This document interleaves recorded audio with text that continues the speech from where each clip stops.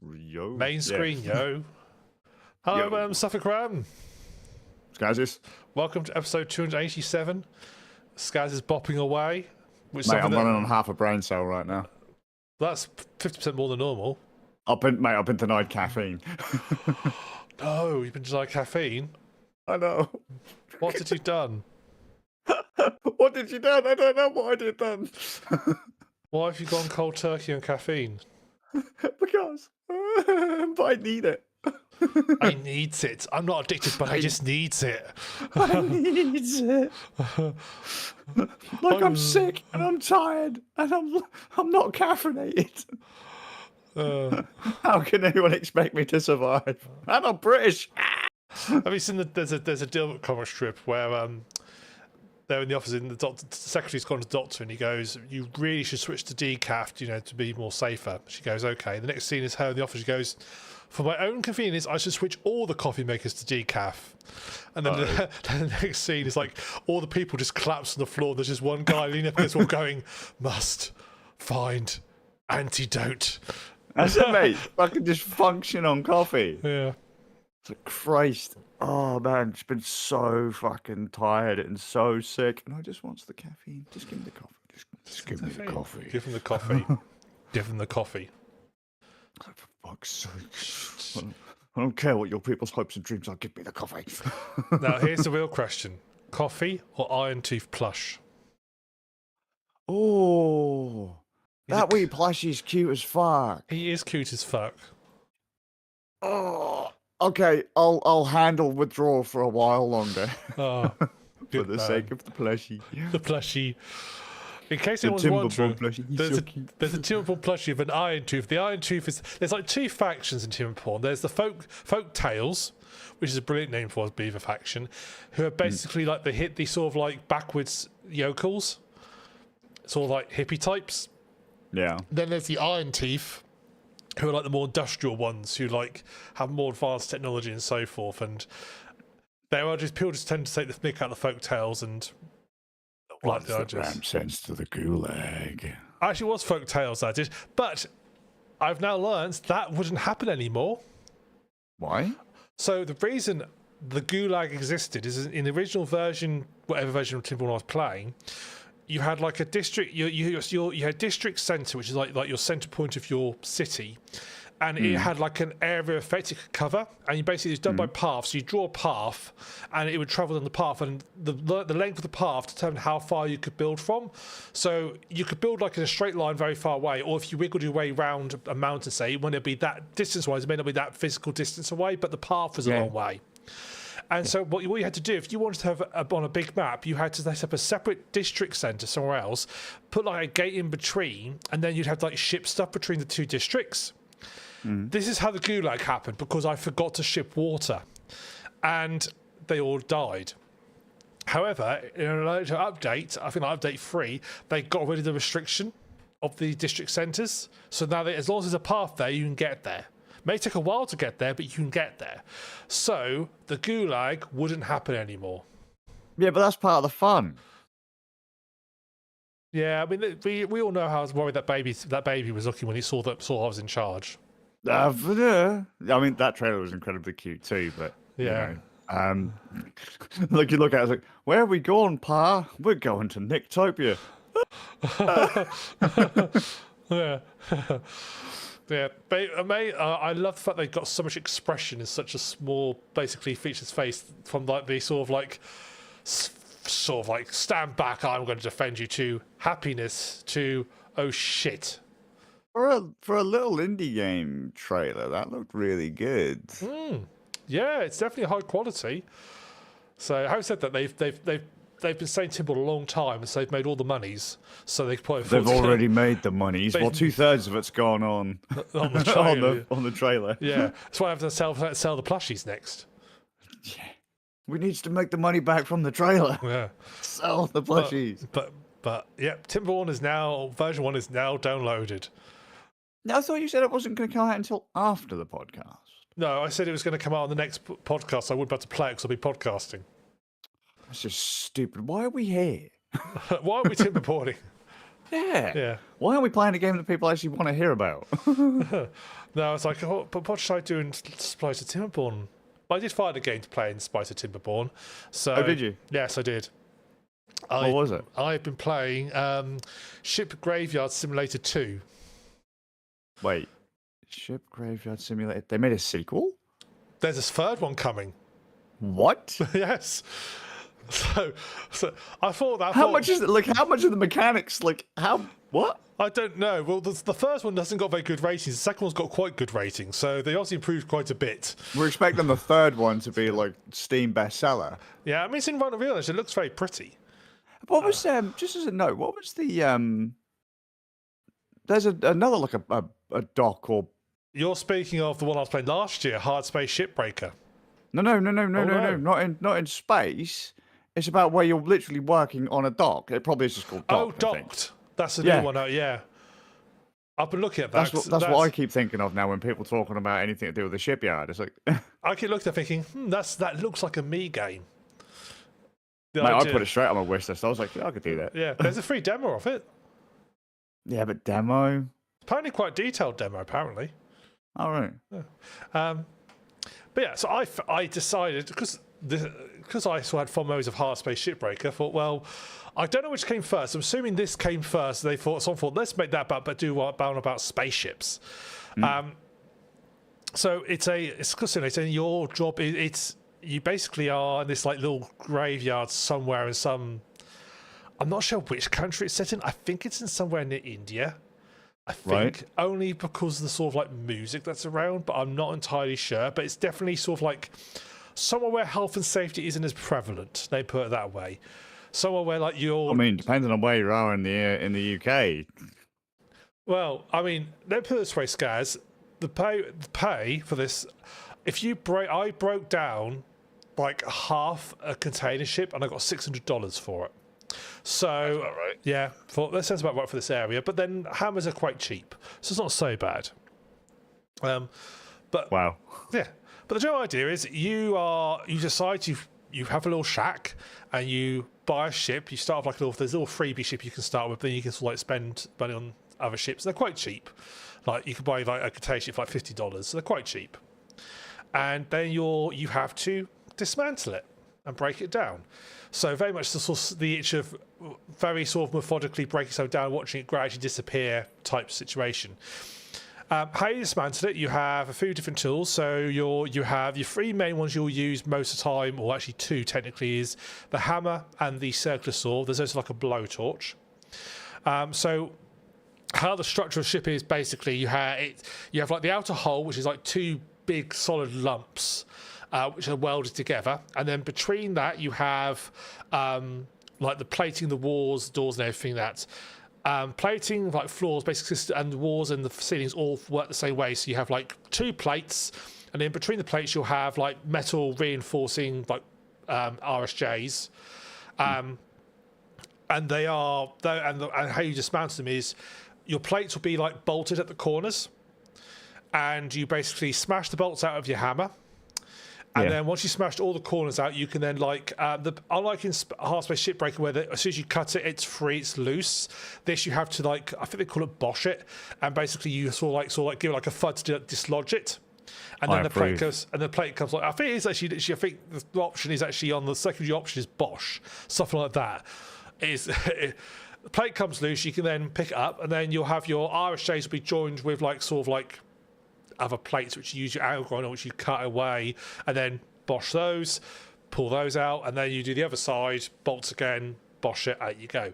I mean, do you have to do them specifically in that old, like in Hardspace, you had to specifically start by cutting certain points before you could move? So you can't, so unlike Hardspace, until you've removed things that are locking it together, you cannot move these. These plates, so if you dislodge a load of bolts, until you bosh it, the plates are still fixed where they are. Mm-hmm. It's like the bosh says, okay, game, now work out all the individual physics objects. Sure. Makes sense. Makes sense, yeah. Which means you can do big chase. You can go around an entire floor area, bosh it all, then go in the corner, plate one. You'll just see basically just watch it all disintegrate. Yeah. So if one Bosches, as one Bosches, all the ones that are around it that aren't connected either will also Bosch and all sort of spread outwards. Now, one little quick tip if you want to save yourself some time is the RS shape, its middle, can't be supported if there's no plates on either side. So if you Bosch one side of bolts and then do the other side and then do that, they'll fall apart anyway because there's nothing supporting them. Yeah, so Bosch it all down, break it all up. And then you sort of like obviously have to carry it, you have to put in, you have a little truck. So you have to throw it into the truck. And your guy, my word, he should be the Olympics. He can like throw like one over container ship to another into this truck. It's amazing. Because it literally like locks on, lines up this big green arrow. It's like off we go, and you just watch the box float through the air and land in the truck. Yeah. You also have so they're the main sort of ways to break down. The majority of the time you'll be smashing with hammers and cutting with discs. There will be things to watch out for. There'll be like large objects like containers, engines and so forth.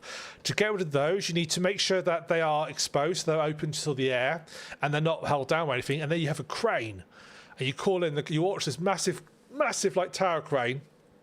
You see it rotate its way over to you, lower down its jib, and then as it gets close, it picks up and it just whooshes it away.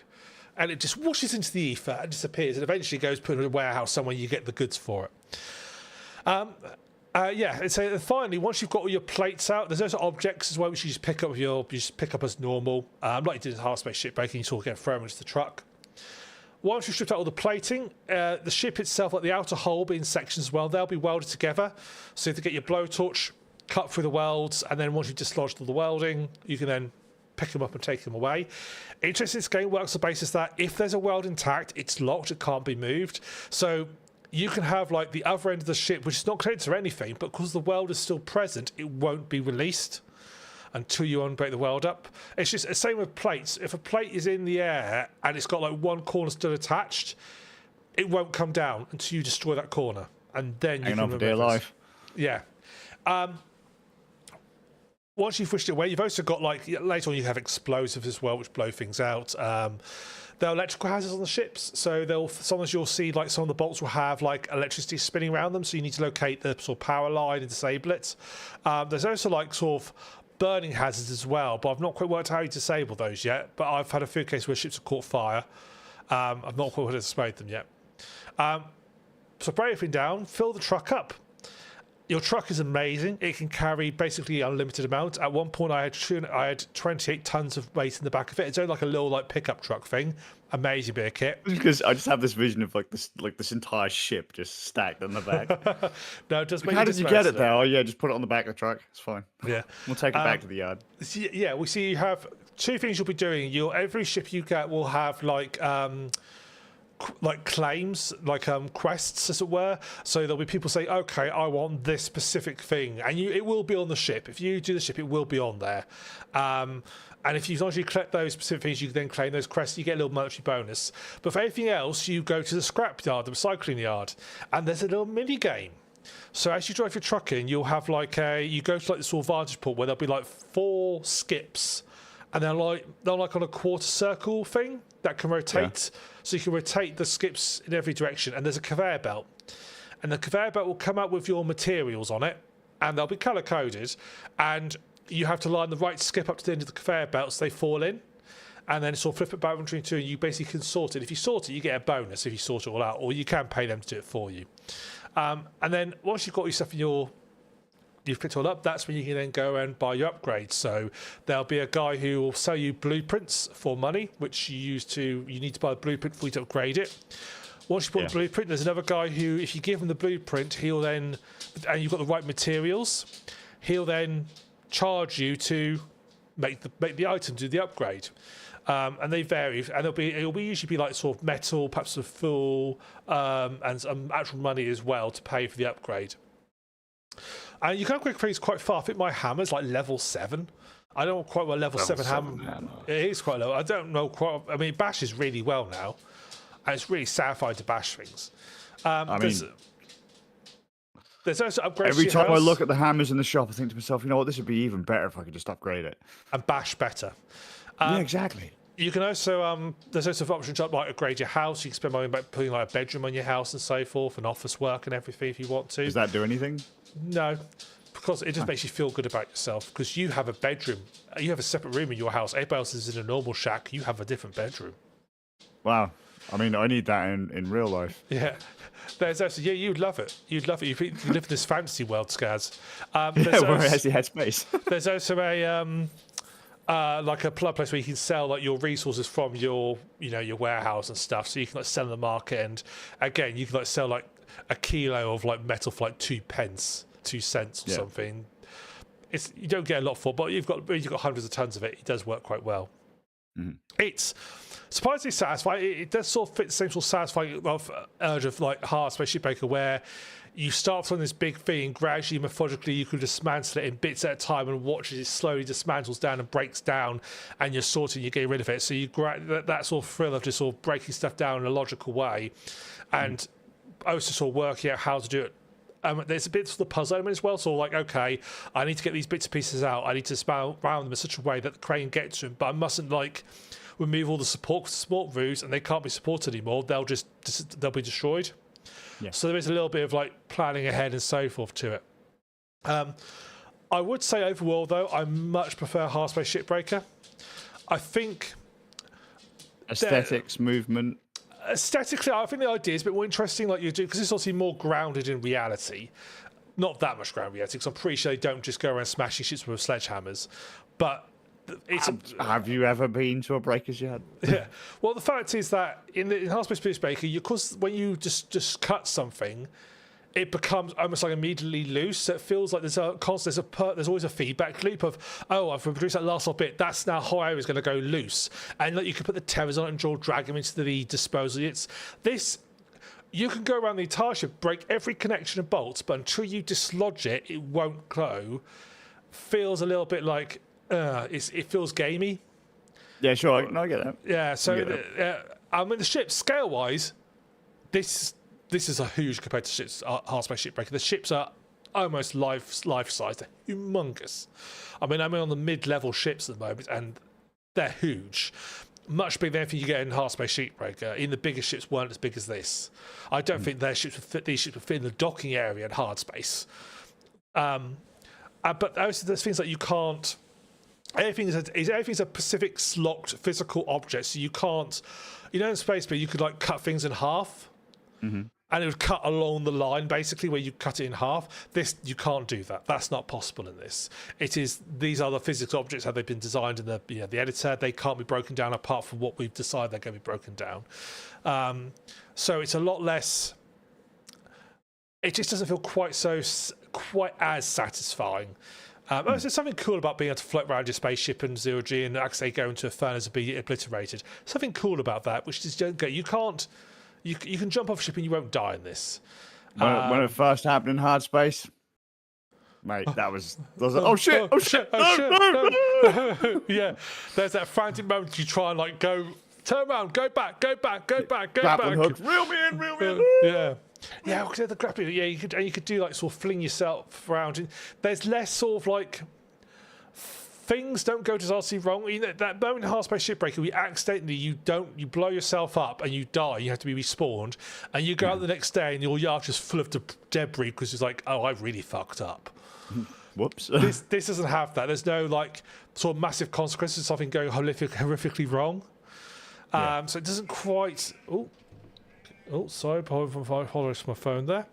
This doesn't quite feel that urge as much. I mean, I've still had a good time. I mean, I've put how many hours I've put into it. Let's have a look. Quite a few hours into it. I've put about 20 hours into it, so I've had a good time. There's things to sort of like find. So things like you can find each ship will have like a hidden like item on it, and once you find it and you sort of like unlock it, that's like a little bonus. So it might be usually it's a little statue of some kind. So like the last ship I found, I've had a little tortoise on it, and that's like, oh, you've unlocked the special statue. So stuff to do and stuff to find. So one of the things they do, which I wasn't so keen on, was that as you get to the bigger ships, your tools become less effective. So what I mean by that is, I have a hammer that can. At one point, I had hammer upgrades, but where when you first have it, you smash a bolt, and it takes like 4 hits to break a bolt up. I upgraded to the point where one hit just smashes them immediately.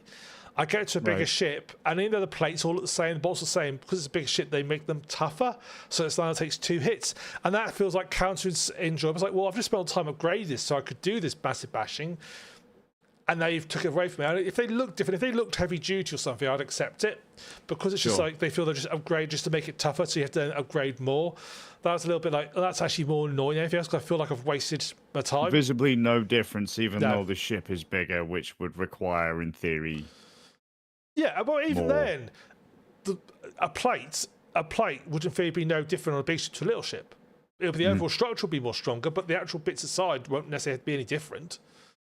So it's been a fun little. I have enjoyed it, and it's been a game. It's a game to put a podcast on or an audiobook on, listen to while you're playing, just sort of like chill. A bit like it fits the same categories like Euro Truck Simulator. Those games where you don't really have to super concentrate on what you're doing. You can just sort of like pot around, enjoy it, and multitask with it, and still have a little bit of like, oh, I need to like work out logically how to do this. I mean, I tend to dismantle my ships like in layers from the top, so I'll go right to the top, dismantle the first bits, and gradually sort of strip it down layers at a time, bit by bit by bit. I know some people do it like from one end, they'll do like, because it's a big ship being like segments joined together, they'll do like a segment at a time and gradually sort of like work their way one end to the other. But it's still been surprisingly fun. It's one of those games that does feel like they're out to get as much money as you can. There's loads of DLC for it. I mean, some of these does look quite cool. One of those DLCs has got the Titanic in it, which is quite cool. Yeah, the full Titanic. Yeah, how do you dismantle that one? Iceberg? It already comes half dismantled because half is missing. But yeah, and there's like warships and big ships stuff. That all looks kind of cool. To be fair, the DLC's fairly cheap. It's like £3-4 on offer at the moment. I think it's not like it's all £6-7 on offer. But this game has not been out that long, and there's already now the third one. Just feels a bit like, oh well, we've got you on the ship for 2. Let's quickly get out the third one. It's like, why don't you like sort of? There's still bugs in this game. Why can't you patch it up? Yeah, get this game like polished, and then start looking at the third one. It just feels like they're just all like move on to the next thing already, which is a little bit of a bad flavour in the mouth, as it were. What do they care? They're getting money if people keep paying for it, and they'll keep doing it until people stop paying for it. Pretty much, yeah, pretty much. I mean, this came out in 2023, so I suppose it's not that long ago, but there's still released DLC for it. I would expect them to have got it sorted by now. 3 years for an indie team, though, for a game like that. I mean, you made it sound like it was like 6 months old and they're now working on the third one. No. It's more like, let's get this one polished, though. You haven't polished this one up yet. You've still got bugs in it, which are like from day one. Let's Mate, then fucking don't be saying that to the baby indie fucking team. Go say that to fucking Bethesda. Well, they still haven't fixed day one fucking bugs in Skyrim yet. Well, no, they should have. I don't think Bethesda have an excuse either. So they have less of excuse. They've got a fucking big team, and so they've got less excuse. So even their ports still have day one bugs. Yeah, yeah, but just a little bit of polish. That's all I want. But it's not. But I've enjoyed my time with it. I'm probably still going to keep playing, to be honest. It is very much I'm just going to have a little chill this afternoon. I don't want to think about it game, play it. So I'm going to still play it. But yeah, nice little game. But if I had to, if you said you could only pick 1 or 2, this or Hardspace Shipbreaker, it'd be Hardspace Shipbreaker every time. Sure. I could see that. I could see that. Yeah. So, what about yourself, Skazz? You been up to anything? God, I have. And it's terrible. Massive blast from the past, mate. Oh. So, I recently got this itch to play the original Warcraft series. And you know I hate fucking Blizzard. But I couldn't find any of my old Warcraft stuff. And I was sure I'd got it all bought up on Battle.net and that I could just pull the files down from Battle.net and job done. So for the first time in years, I log into Battle.net. It's not there, is it? None of it's there. In fact, some of the classic games I could have swore I bought on Battle.net ain't there anymore. It's gone. Bye-bye. Even one of my old WoW accounts. Gone. See ya. I was like, okay. So how do I play me some Warcraft? And just to note, I didn't end up playing Warcraft. It's like, well, you have to buy the Warcraft. I don't think they call it the battle chest or whatever it is. And it's like Warcraft 1 and 2 and 3 Reforged and these are graphically overhauled versions of the classic games with a few tweaks here and there and maybe some story edits. But So just right. is there any explanation to where all your games has gone? Was this a thing that Bethesda just decided? Well, sorry, Blizzard just decided to delete a load of games. No, it's just gone. Just gone. No explanation. Because you can't buy them anymore, and apparently you can't even. So up until the very end of last year, Blizzard were honoring old Warcraft 3 CD keys, so you could use those still on BattleNet to get access to Reforged Warcraft 3. But since then, gone. So even if I wanted to, there's no other way I could without buying Reforged. And I was just like, oh, okay. Fair enough, whatever. It's a couple quid's worth of stuff these days. Who gives a shit? And because they got pulled from GOG years ago as well. I still have the GOG versions, but whatever. And I thought, you know what? I've been running WoW server emulators for years and years and years. Since like the early 2000s. You've played on one of them, Ren. I have. Yeah, incredibly buggy first private server I ran. Because I ran a lot of private servers back then. Fantasy Star, World of Warcraft, all that kind of stuff. And I was like, I wonder, how has server emulation gone? And look, what's changed? How easy is it now? What can I run it on? What are the extra options I've got? Can I have a vanilla WoW experience? Digging around, having a look, and oh my gods, private servers have come a long way. Open source projects ready to compile and run on absolutely everything. Tons of different flavors for tons of different features. Wonderful. I thought, the kids wanted to play Warcraft again, World of Warcraft again. I will set up a server in-house. I didn't do that either, but I did look into it. Started digging around. This was years ago the kids wanted to play Warcraft again, by the way. So they're probably a bit out of it now. But I'm looking into it, and it's like, I need a machine with 16 gigs of RAM spare. Yeah, RAM's like gold dust. No. Okay. Well, let's see what other people are doing with private servers then. So I start digging around. What are current private servers? And I think the last one I played on was Nostralius or something like that. I think that's the one that got shut down a few years ago before Blizzard released Classic. So I'll have a look and see what we can get. And I came up with two of which the names I can't remember. I remember Craft, which is the one I've stuck to, and then there's another one. I was like, I will then download their clients. Oh, all of the clients have been partially modified too. For fuck's sake, why can't people just keep a vanilla client? I don't want any of your mods. I don't want any of your add-ons. I don't want any of your custom characters. Just give me the fucking clean installer. No, can't find one, but okay, we'll just use the one on Craft. So I jump into vanilla WoW. Initially, I'm like, Craft, this is fucking baby's first server. Monsters don't path correctly. They don't aggro you properly. You can just run in and win. Great, cool. Okay, not a great server. Why do people keep recommending these servers?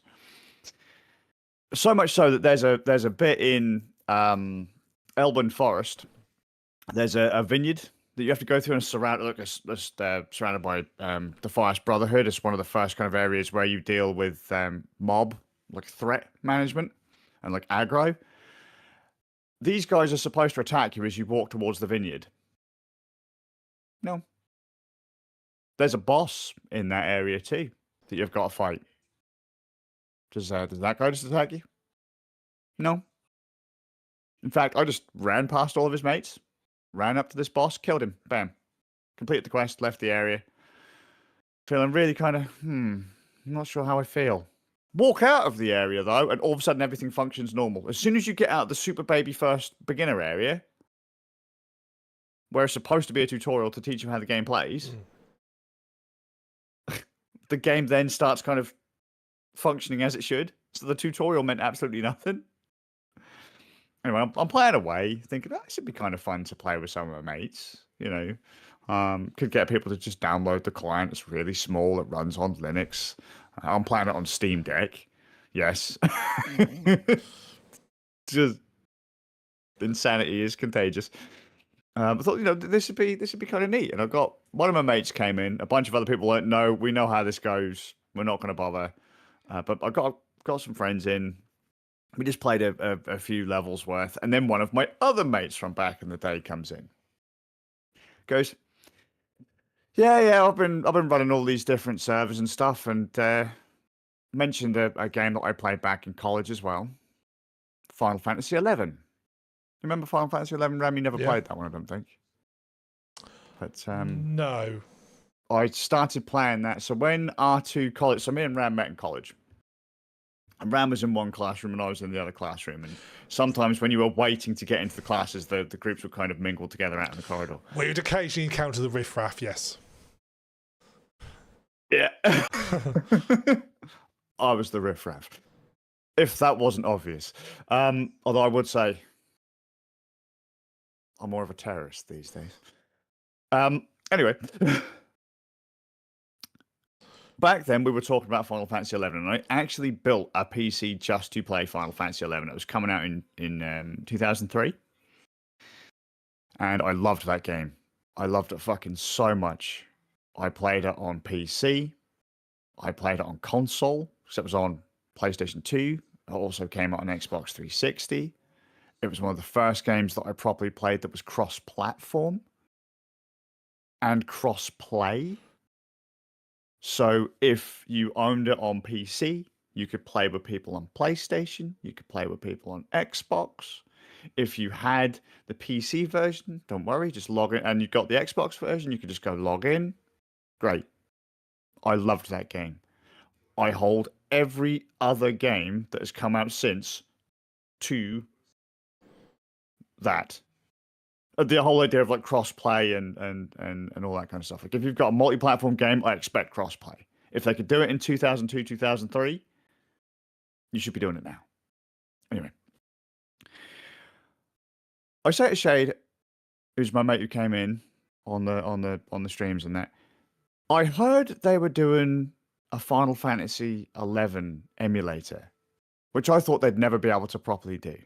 Because it had like a separate launcher to run this other thing. There was no executable just for the game. You had to go through various steps to get it to work. So you had like an account for Play Online, which would then access Final Fantasy 11, and you had to do everything through these different kind of layers. And I was like, that's a lot of stuff to reverse engineer, kind of thing.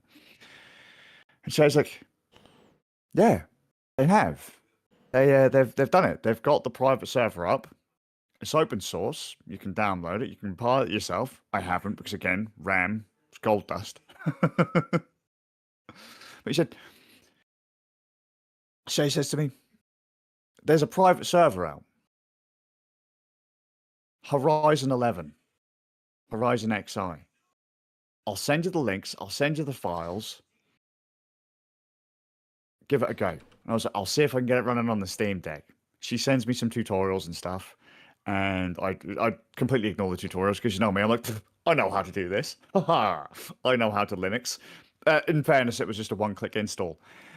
And then from that point, I ain't going to lie, I almost cried when the launcher started up.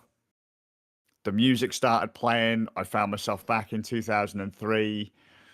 I made my character and I jumped into the world of Vanadil, and it was like I never left. It was beautiful. The music was still great. The game still plays.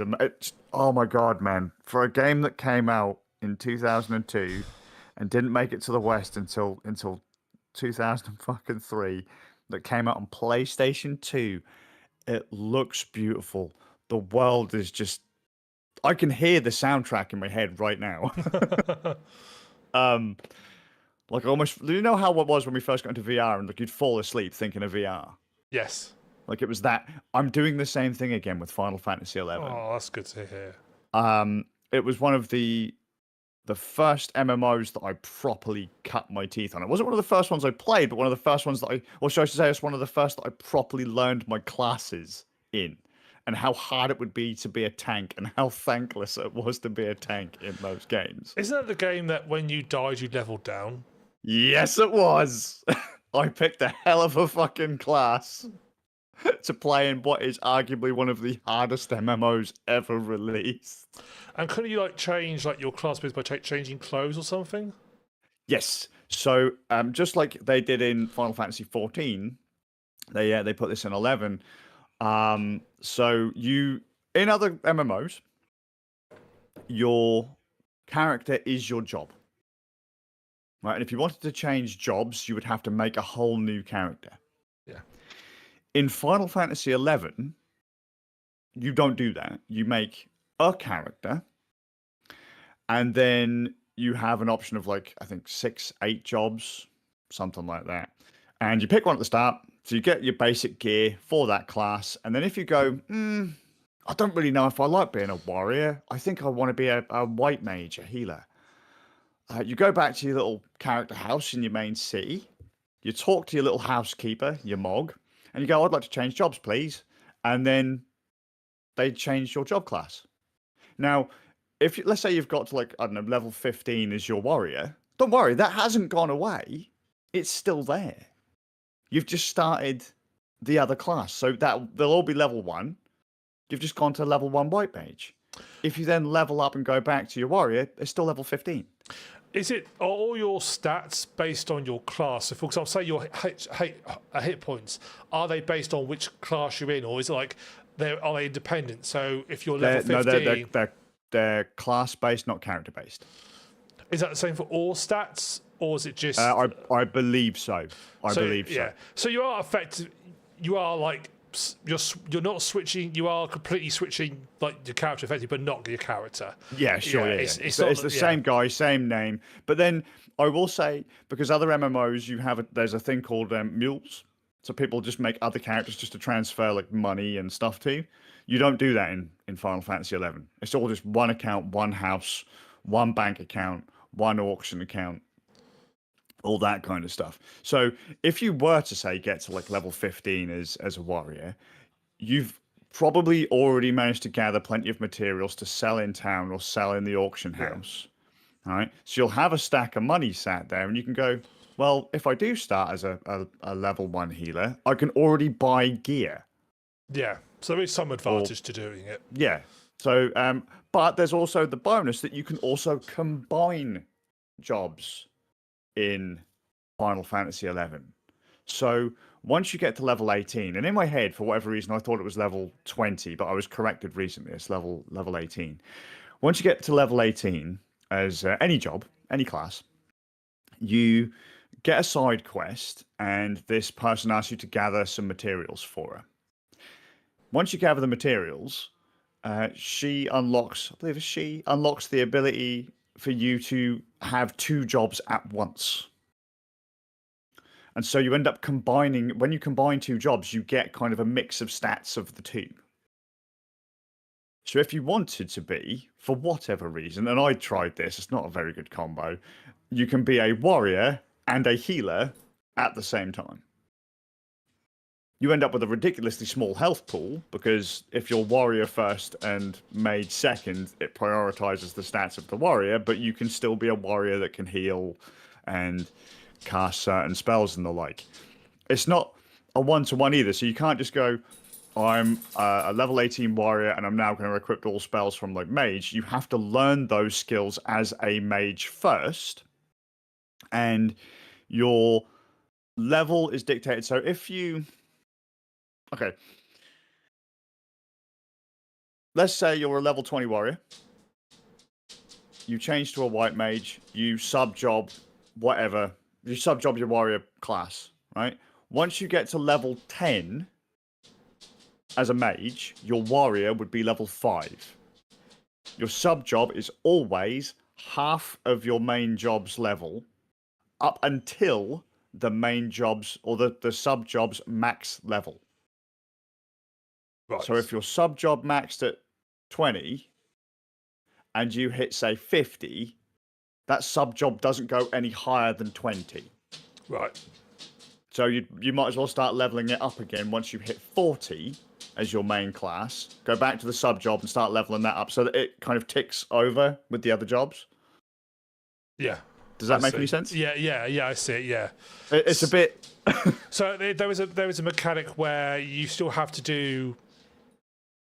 You can't like completely ignore another class. You do still have to pick it up occasionally and so forth. You can't just like have equip it almost passively. It will only level up the main one. It doesn't passively level up the sub one. Which makes you have to play as that class. You can't like just otherwise I could see it being like a way to quickly buff a build. Like just subclass as this and you'll be all right. You don't have to worry about doing anything with that class. It'll just follow you along. So that's a good mechanic to me. So. And I really liked all of that stuff, and I loved the world in the game. It's so beautiful. The music was wonderful. It was hard as fucking balls because they made the game to be heavily community focused. So they wanted to release it worldwide on the same day. They didn't manage it. They wanted to release it multi-platform worldwide same day. Didn't happen. But the way that they've designed it, as you mentioned, the level down mechanic, after level 10, if a member of your team dies, they lose experience points.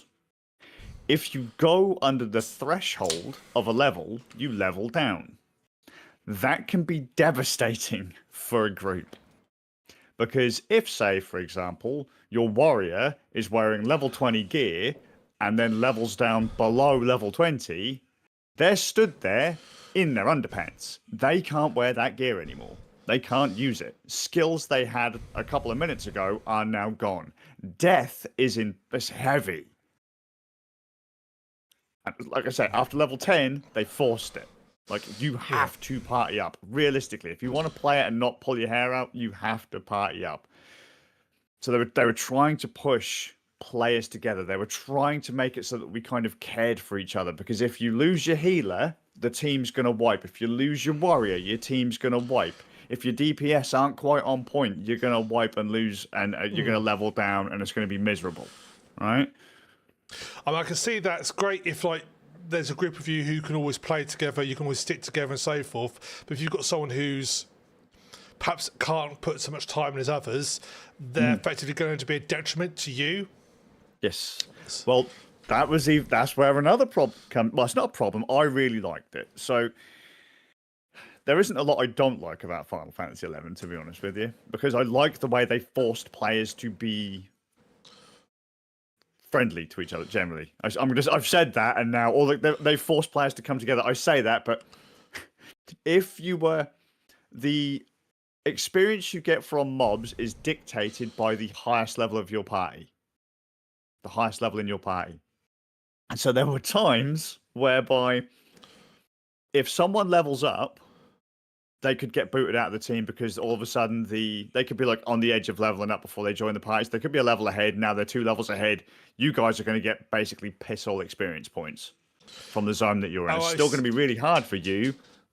But because they're so much higher level than you, I see, because they'll get less experience as defeating the high level monster, so you'll get less experience. Right.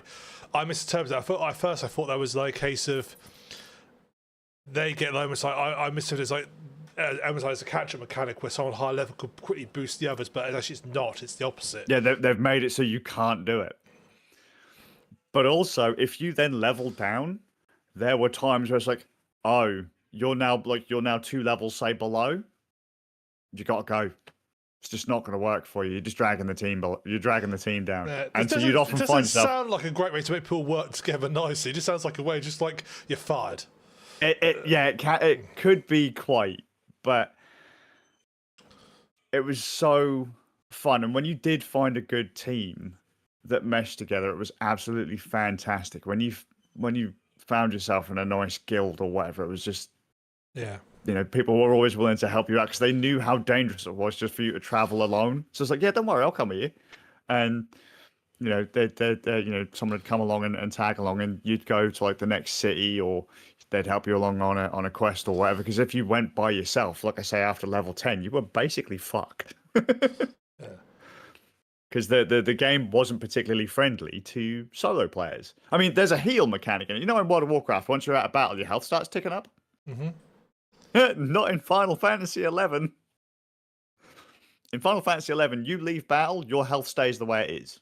So if you're on the verge of death and you've just finished a fight, you have to stop and press the heal button.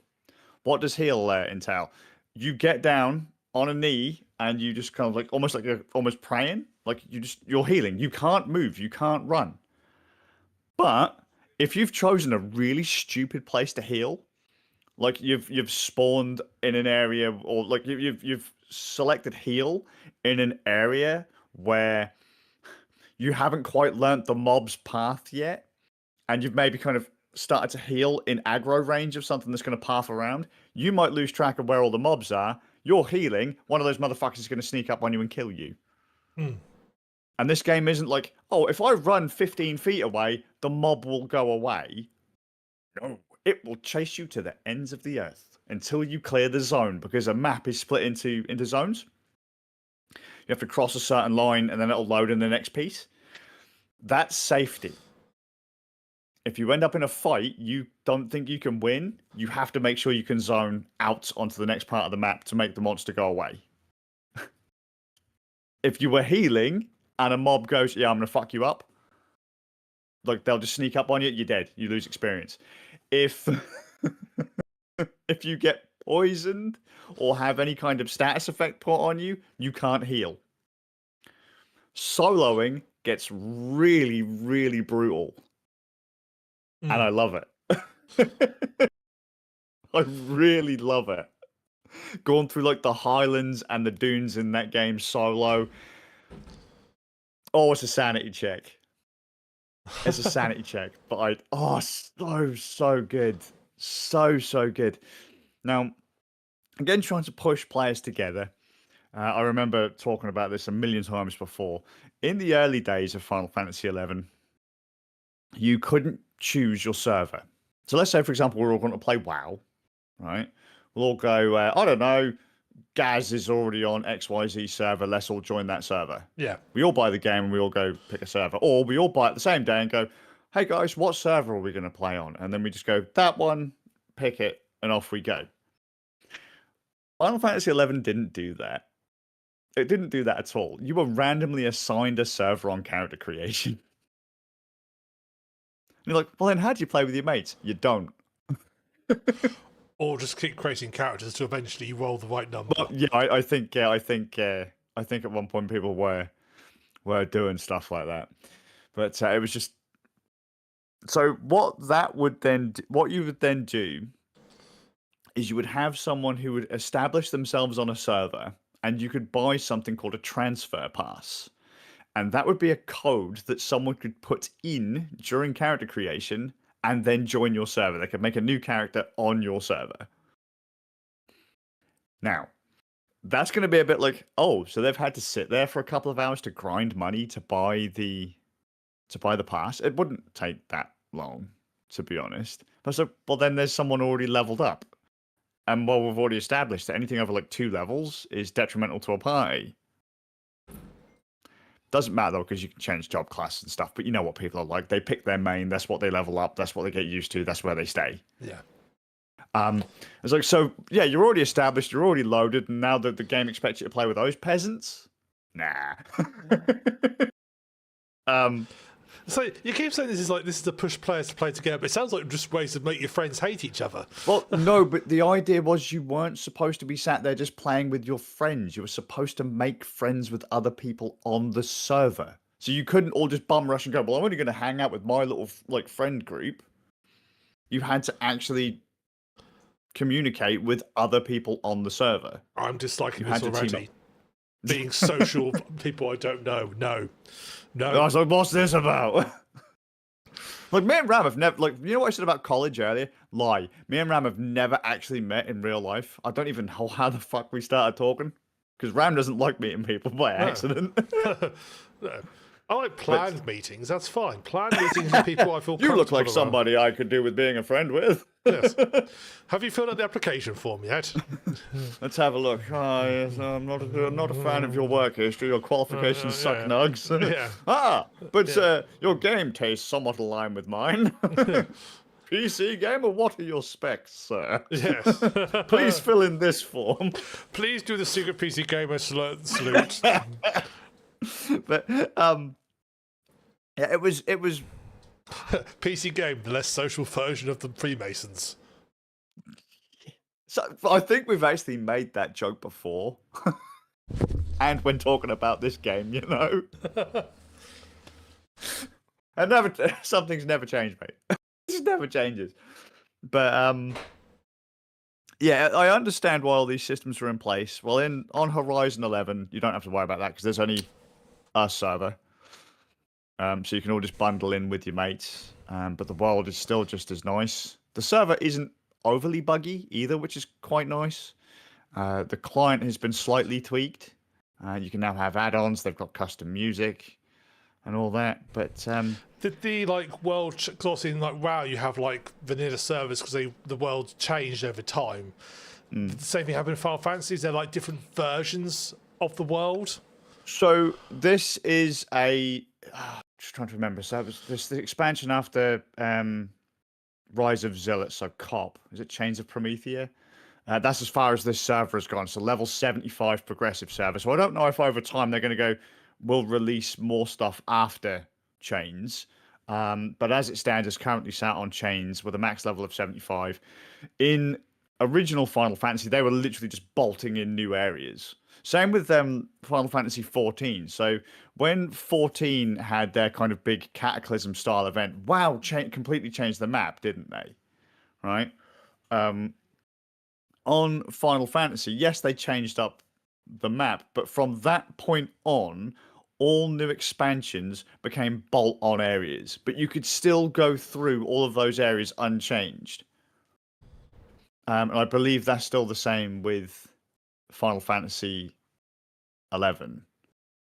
They have added on a lot of quality of life stuff that came from later versions of the client after COP, which was a bit because one of my mates was like, oh yeah, don't worry, we can all party together. I was like, what do you mean we can all fucking party together? You're level 18. I was like, look at that crazy bitch. She's 18. Look, we can't be partying with her. We're noobs.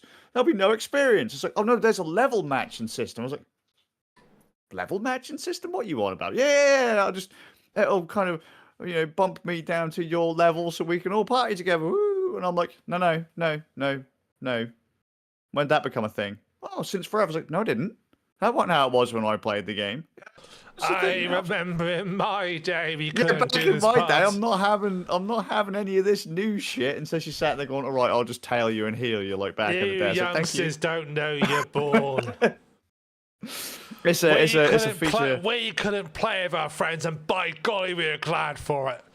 We were actually. I was. I loved it. You don't have any friends, Skazz. I don't know what you're talking about. That's why. It's my happy place. No people. If only I'd have stayed in Final Fantasy 11. If only I'd have stayed in Final Fantasy 11, it's been so much better. The world would have been so much better. So when wouldn't have been sat here listening to this podcast right now. You'd have been free. So when the AIs take over, they put us into the pods. That's where you're going to go. You're going to go to Final Fantasy Set 11's world. Yes, damn right. Yeah. Oh my god, yes. It's neat. So I'm going to close off because I can't really give you any story. You just have to play it, right? It amazes me that all these years later, the game came out in Japan in 2002. It required a subscription in 2002 to play. In 2026, the official servers are still running and still require a subscription.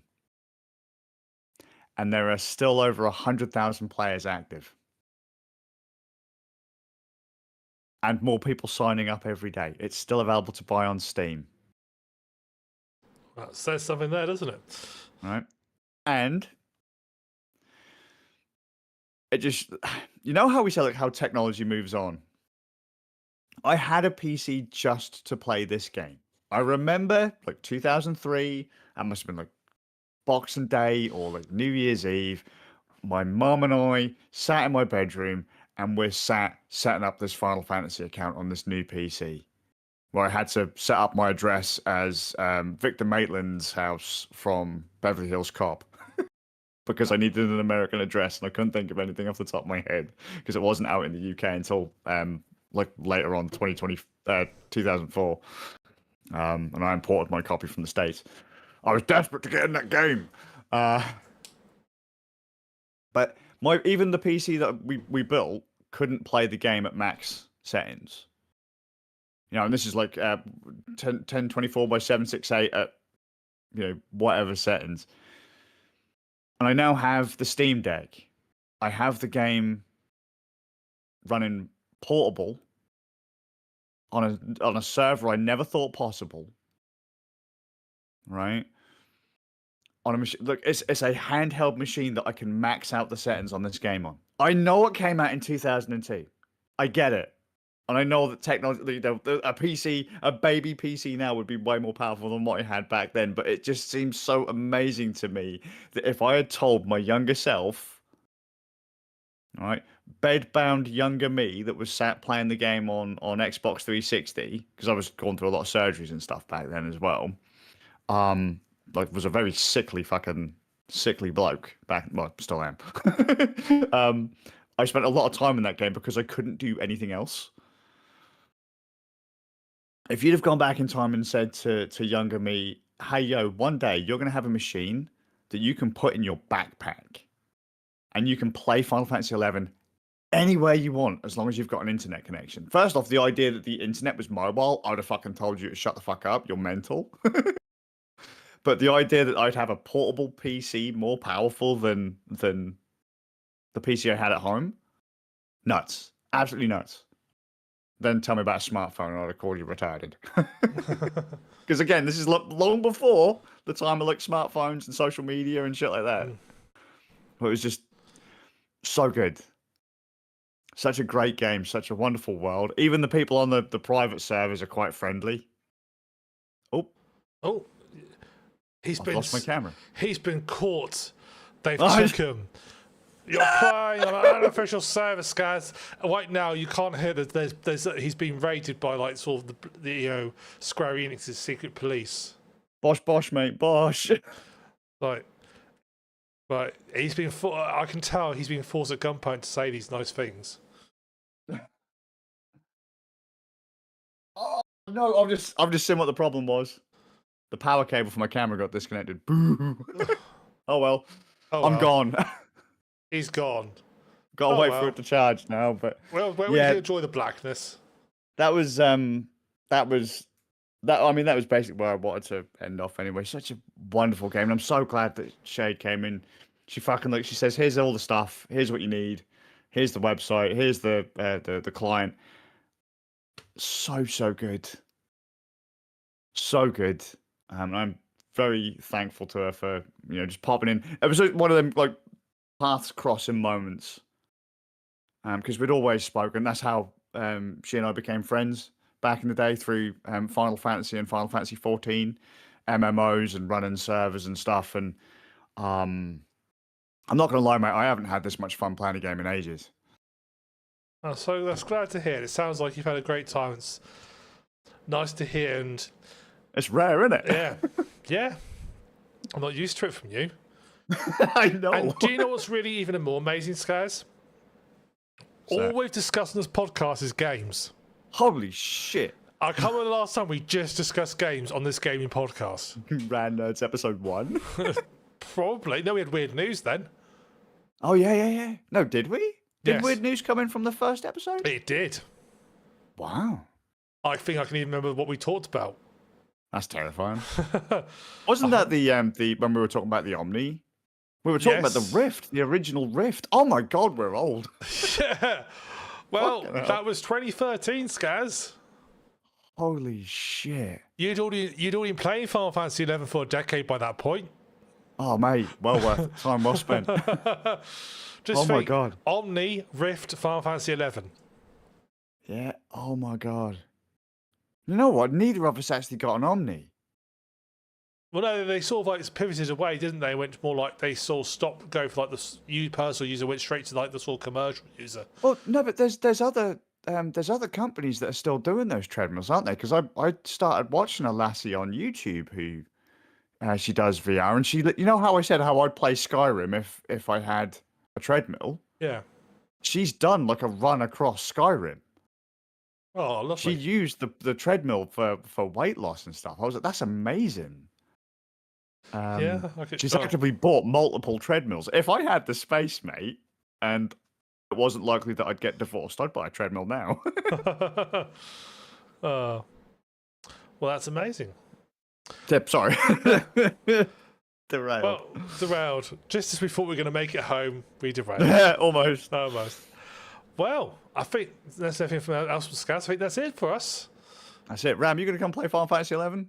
You want to try it? Yeah, I've got other people. Well, you don't have to, because that'll just be me and some of the guys you already know. Oh, possibly. But you know where my heart's going to be lying next. Can I be a beaver in Final Fantasy 11?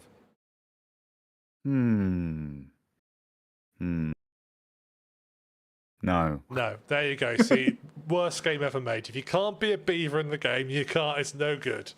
What is the point if you can't be a beaver?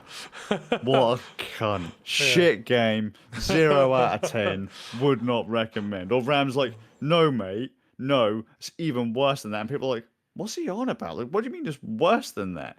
Well, he can't give it like negative points.